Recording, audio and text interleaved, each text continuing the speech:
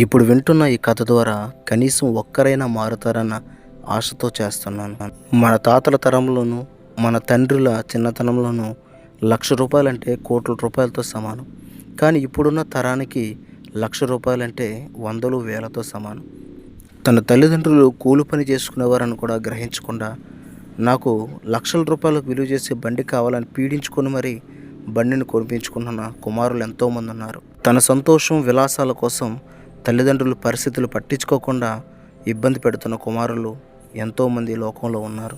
ఒక కుర్రవాడు కొత్త బండి మీద రోడ్ల మీద షికార్లు కొడతా ఉన్నాడు. ఈలోగా ఒక పెద్దతను ఆ బండిని ఆపి ఇలా మాట్లాడుతున్నాడు. నాయనా, బండి అయితే కొత్తది, పైగా పెద్ద బండి.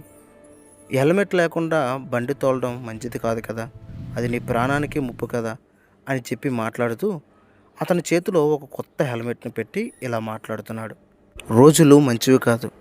హెల్మెట్ లేకుండా బండి మీద ప్రయాణం చేస్తే అది మన ప్రాణాలకి ఒక్కొక్కసారి ప్రమాదంగా మారుతుంది.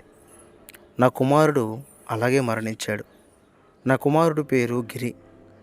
నేను నా కుమారుడు చాలా స్నేహపూర్వకంగా ఉంటాం. ఒకరోజు బండి మీద నేను నా కుమారుడు బయటికి వెళ్తున్నాము. అది కొత్త బండి, కొని 3 రోజులు అవుతుంది.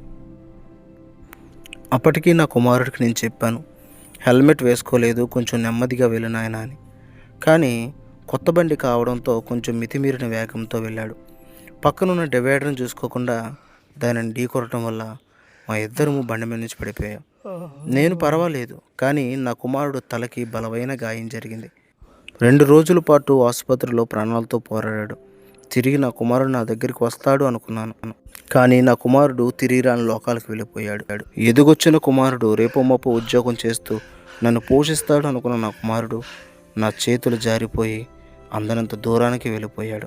నా భార్య వాణ్ణి నా చేతుల్లో పెట్టి తను కళ్ళు మూసిన తర్వాత నాకు వాడే ప్రపంచం అయిపోయాడు.